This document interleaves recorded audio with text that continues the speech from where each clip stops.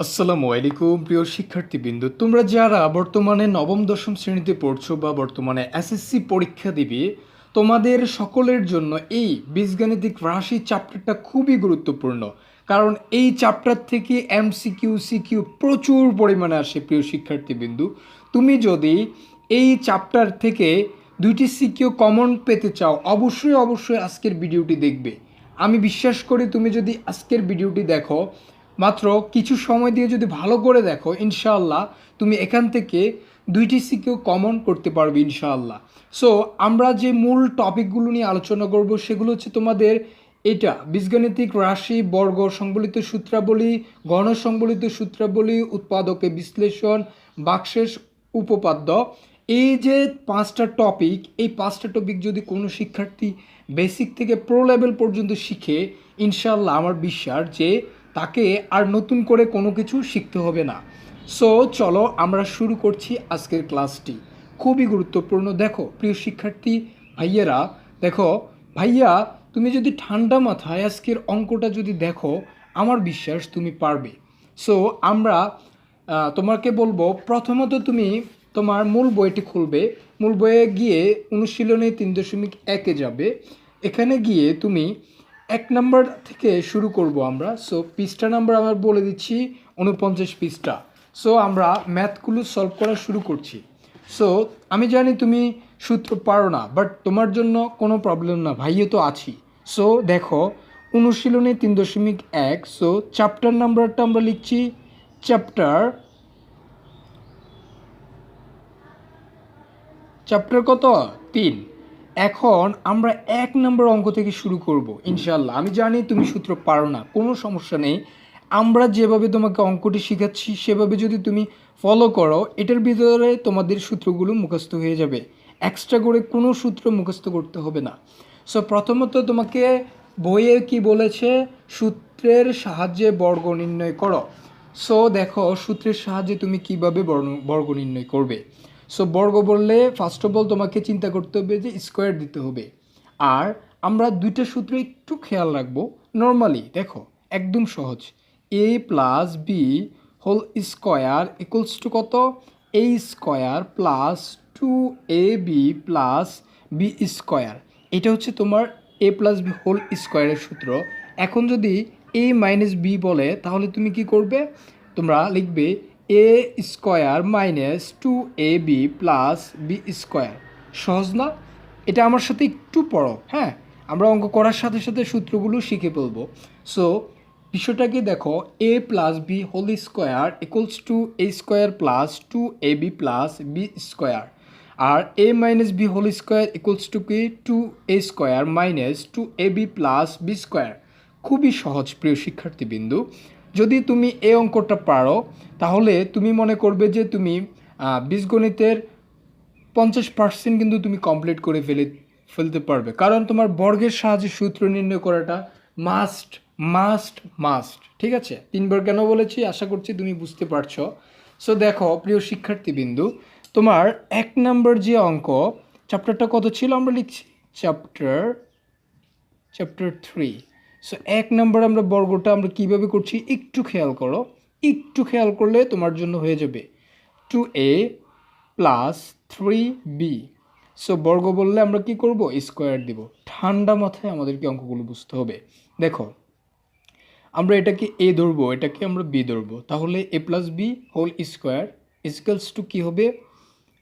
এ square plus 2ab। এ হচ্ছে কত? 2ab। এই যে ডট দিচ্ছি, এটা অনেকে জানো না, এটা হচ্ছে তোমার গুণ। ডটকে বলা হয় গুণ, ঠিক আছে, বীজগণিতের ভাষায়। 2ab, বি হচ্ছে কত? 3b। 2ab plus B square, B কত? 3b whole square. সো আমরা হোল স্কোয়ার দিয়ে দিয়েছি। এখন খেয়াল করো প্রিয় শিক্ষার্থীবৃন্দু, এখন হচ্ছে মূল বিষয়টা। দেখো, 2-এর উপরে যদি 2 থাকে অর্থাৎ স্কোয়ার থাকে, তাহলে এটা কি হয়? যেমন যেমন 3-এর উপরে যদি স্কোয়ার থাকে, এই বিষয়টা তোমাকে বুঝতে হবে। স্কোয়ার থাকলে তাহলে কত, এটা বুঝতে হবে। অর্থাৎ 3 হচ্ছে 2টা, যদি 4 হয়, 4-এর উপর স্কোয়ার হয়, তাহলে কত? 4 হচ্ছে 2টা। 5 হলে 5-এর উপর স্কোয়ার হলে কত? 5 হচ্ছে 2টা। অর্থাৎ 5 গুণ 5 এভাবে হবে, ঠিক আছে? ক্যালকুলেশনটা আশা করছি তুমি বুঝতে পারছো। সো আমরা তোমাদেরকে দেখাচ্ছি কিভাবে অঙ্কটা করবে। সো প্রথম থেকে শেষ পর্যন্ত তুমি যদি মনোযোগ দিয়ে দেখো তাহলে তোমার জন্য এটা একদম পানি পানি হয়ে যাবে ইনশাআল্লাহ। দেখো 2-এর উপরে 2 হচ্ছে 4, 2 দুগুণে 4, আমরা গুণ করে দেব 4, এ উপরে আবার স্কোয়ার রয়েছে, সো এ স্কোয়ার প্লাস, এখন আমরা 2 দুগুণে 4, 4 দুগুণে 8, 3 4 12, অর্থাৎ এটা আমরা গুণ করে দিব। সো সংখ্যাগুলো আমরা গুণ করলে আসবে কত? 12। এ রয়েছে, এ আমরা দিব, বি রয়েছে, বি আমরা দিব। সো প্লাস রয়েছে, আমরা প্লাস দিয়েছি। এরপরে 3-র উপরে যদি আবার স্কোয়ার থাকে, আমরা কি বলেছিলাম? 3-এর উপরে স্কোয়ার থাকে 3 3 9, বি স্কোয়ার। সো এটা কি হবে? সো অ্যান্সার হবে কি? তোমার অ্যান্সার হবে এটাই।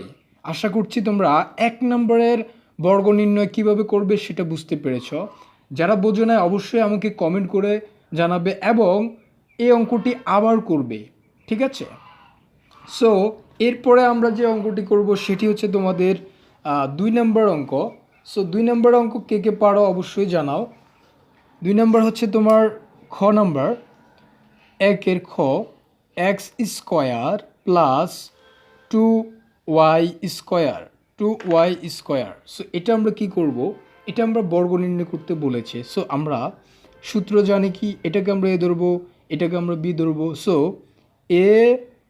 এ ধরবো এটাকে।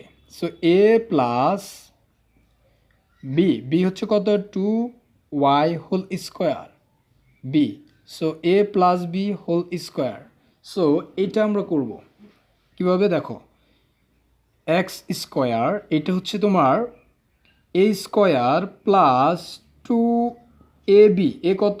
X square. অর্থাৎ তুমি একটা পারলে কিন্তু বর্গ নির্ণয় সবগুলো অঙ্ক করতে পারবে ইনশাআল্লাহ।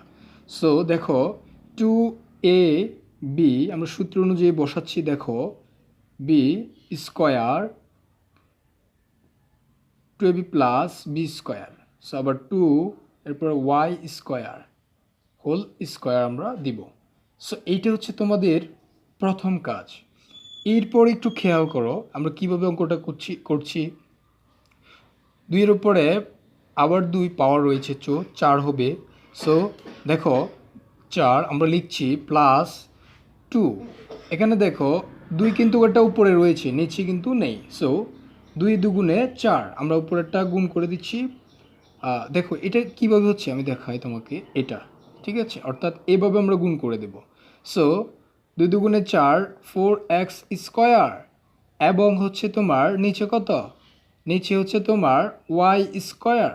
সো প্লাস, আমি ক্লিয়ার করছি, তুমি একটু ওয়েট করো। আর 2 দুগুণে কত? 4, আর নিচে কত? নিচে হচ্ছে ওয়াই, আবার স্কোয়ারের উপরে আবার স্কোয়ার এটা রয়েছে, তোমরা দেখতে পাচ্ছ ওয়াই স্কোয়ার, অর্থাৎ 4 হবে, ঠিক আছে? সো তোমাদের অ্যান্সার কিন্তু মূলত এটাই। কিভাবে করছি তোমরা আশা করছি বুঝতে পারছো যে অ্যান্সার কিন্তু তোমার এটাই। এটা যেভাবে আমরা করছি এটাই তোমাদের কিন্তু অ্যান্সার। সো আমরা জাস্ট সূত্রগুলো বসিয়েছি আর ওইভাবে আমরা এটাকে ধরেছি, এটাকে আমরা বি ধরেছি, পুরোটাকে আমরা বি ধরেছি। সো এইভাবে মূলত তোমরা তোমাদের চ্যাপ্টার 3-র 1 নম্বর অর্থাৎ সূত্রের সাহায্যে কীভাবে তুমি বর্গ নির্ণয় করবে আশা করছি তুমি বিষয়টি ক্লিয়ার হতে পেরেছো। সো ম্যাথটা কে কে পারছো আমার সাথে করো, যারা পারো না অবশ্যই আমাকে কমেন্ট করে জানাও, আমার পরবর্তীতে ক্লাস নিয়ে আসবো। সো এই ছিল তোমাদের বর্গ নির্ণয় করার নিয়ম। প্রিয় শিক্ষার্থীবৃন্দু, এখন আমরা 2 নম্বর ক্লাসে যাব। ততক্ষণ ভালো থাকো, সুস্থ থাকো, আমাদের প্লেলিস্টে নেক্সট ভিডিওটা ওপেন করো। ধন্যবাদ।